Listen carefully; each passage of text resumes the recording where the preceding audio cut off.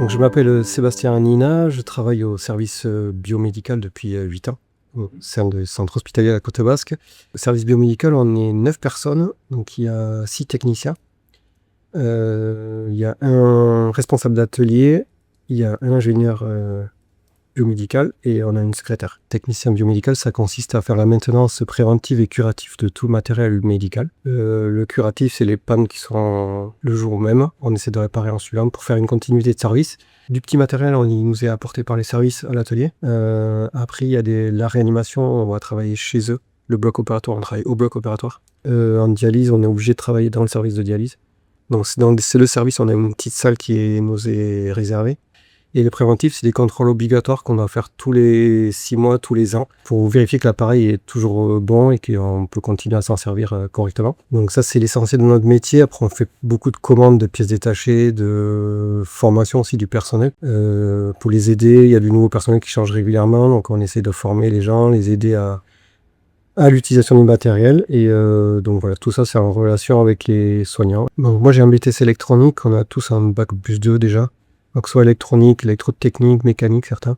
Et après, on a une licence biomédicale. C'est une licence pendant 1 an où on apprend un peu, on est quand même technicien, on apprend un peu de technique et on apprend surtout du vocabulaire médical.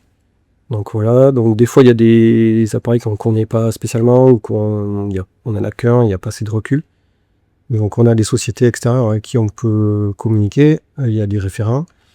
Alors la qualité, je dirais qu'il faut être calme déjà.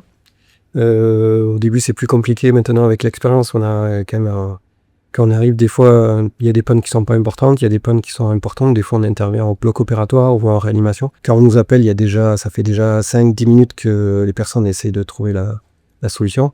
On arrive, des fois c'est un petit peu tendu, ou des fois on arrive, il y a un patient qui est pas bien, ou il y a voilà.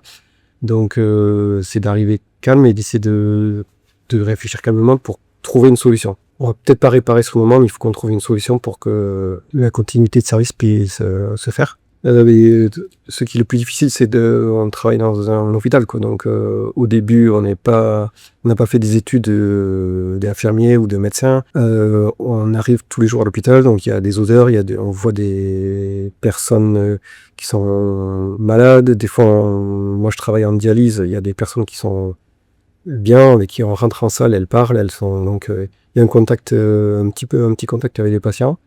Donc c'est plus ça au début qu'il faut appréhender. Après c'est un milieu particulier au début, mais après on s'y fait. Moi je travaille depuis presque 20 ans dans les cliniques, les hôpitaux, et pour moi c'est tout à fait normal maintenant.